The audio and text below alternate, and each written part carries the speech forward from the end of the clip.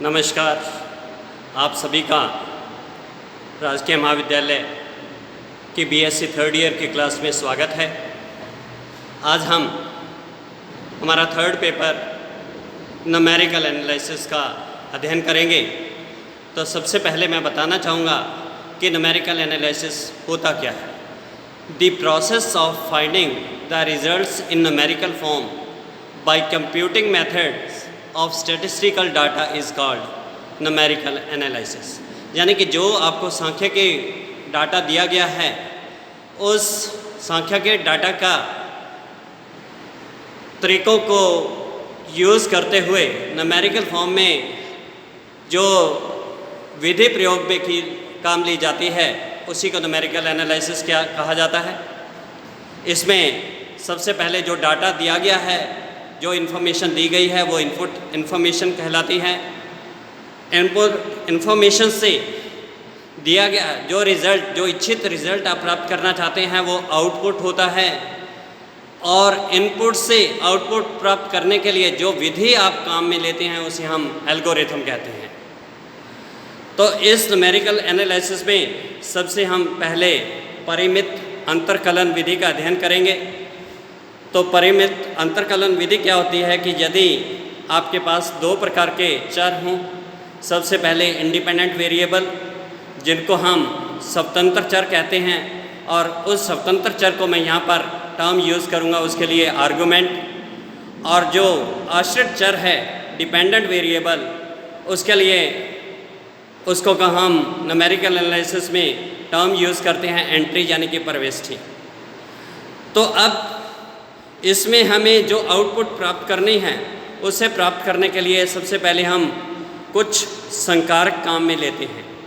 तो पहला जो संकारक है, उसे हम कहते हैं आइडेंटिटी ऑपरेटर, तत्सम्मक संकारक, जिसे हम डिनोट करते हैं आई से। तो ये होता क्या है कि यदि y is a function of x और i of fx is equal to fx हो, तो हम कहते हैं जो i है वो हमारा तत्सम्मक संकारक है। जिस प्रकार से अलजेब्रा में हम पढ़ते थे आइडेंटिटी एलिमेंट, तत्सम्मक अवयव, कि किसी भी एलिमेंट में क्या चीज़ ऐड करें कि रिज़ल्ट पे कोई फ़र्क ना आए। जैसे आप a+0 करें तो रिज़ल्ट क्या आता है, a आता है। तो हम कहते थे 0 मेरा आइडेंटिटी एलिमेंट है विद रिस्पेक्ट टू एडिशन, या a × 1 इज इक्वल टू क्या रहता है, a है। तो हम कहते थे 1 हमारा मल्टीप्लिकेटिव आइडेंटिटी है। तो यहाँ मैं पुनः रिपीट करना चाहूँगा कि यदि y f(x) का फलन है और i of f(x) is equal to f(x) हो, किसी फलन पर कोई ऐसा ऑपरेशन लगाने पर फलन में किसी प्रकार का वेरिएशन नहीं आता है, तो हम कहते हैं कि आइडेंटिटी मेरा i मेरा आइडेंटिटी ऑपरेटर या तत्सम्मक संकारक है। इसी प्रकार से अगर आप I2 ऑफ fx कैलकुलेट करना चाहें, तो I2 को क्या लिख सकते हैं हम, एक्सपोनेंशियल लॉ से I × I। तो I × I of fx, I fx की वैल्यू क्या है, हमें दी गई है ऊपर डेफिनेशन से fx। तो ये किसके इक्वल आ गया, I2 of fx is equal to I fx, और I ऑफ fx फिर से क्या आ गया, fx। तो कहने का मतलब तत्सम्मक संकारक का कोई भी ऑर्डर हो, रिज़ल्ट क्या रहेगा, हमेशा fx ही रहेगा। इसी प्रकार से अगर आपके पास in fx हो, तो that is also equal to fx। तो और दूसरा जो संकारक आप में काम लेना है, उसको हम कहते हैं शिफ्ट ऑपरेटर, यानी कि विस्थापित संकारक, डिस्प्लेसमेंट ऑपरेटर। और डिस्प्लेसमेंट ऑपरेटर को हम e से रिप्रेजेंट करते हैं।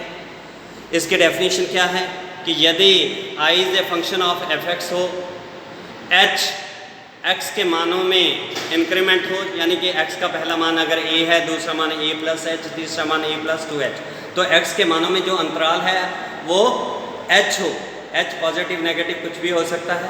तो then e of fx is equal to fx + h।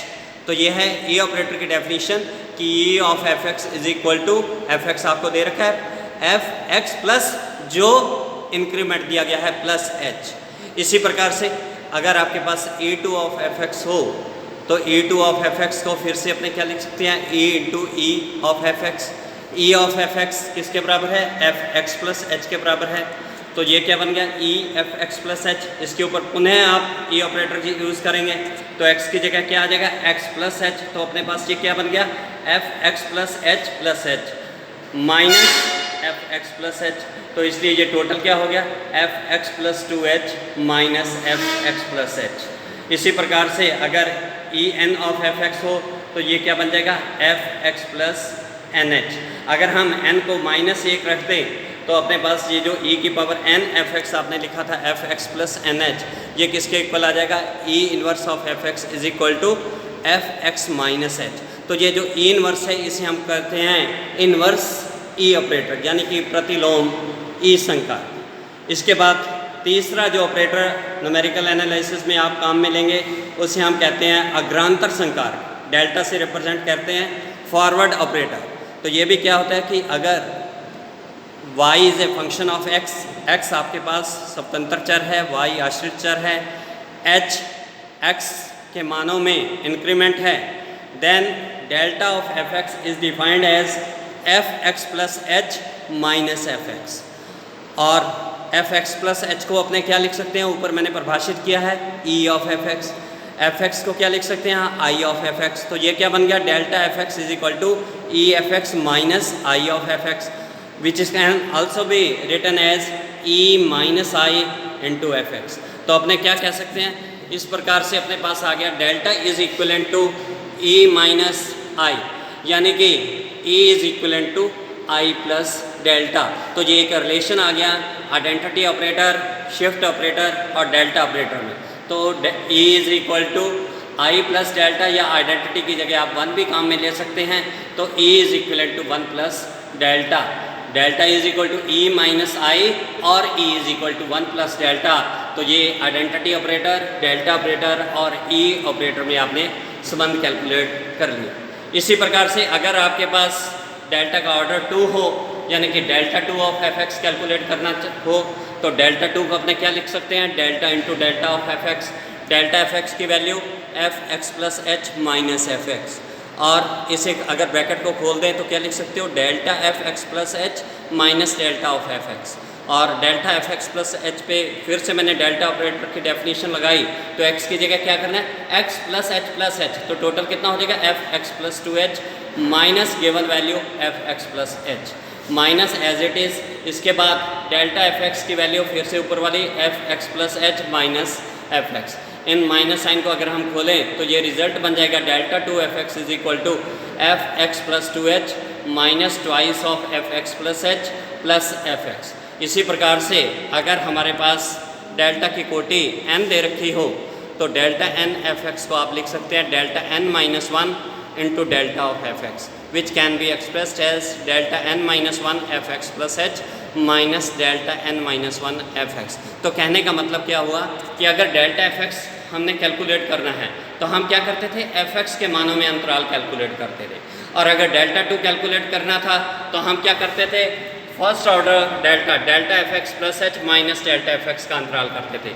इसी प्रकार से अगर आपने डेल्टा n एफ एक्स ज्ञात करना है तो आप क्या कीजिए उससे पूर्व delta n minus 1 F X plus H minus delta n minus 1 F x ज्ञात कर लीजिए, तो आपके पास nth order of delta F x calculate कर सकते हैं।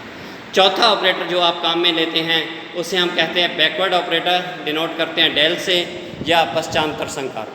ये भी अगर y x का फलन हो, h हमारे पास इंक्रीमेंट हो, तो del of F X is equal to F X minus F X minus H. तो क्या दोनों में फ़र्क समझिए, डेल एफ एक्स में क्या है दी गई वैल्यू एफ एक्स माइनस उससे पहले वाली value F X minus H, जबकि डेल्टा में क्या था फॉरवर्ड ऑपरेटर में उसमें था आपके पास कि F X plus H minus F X, यानी कि आगे वाली वैल्यू माइनस गिवन वैल्यू अग्रांतर संकारक में, जबकि पश्चांतर संकारक में del F X is equal to दी गई value minus F X minus H.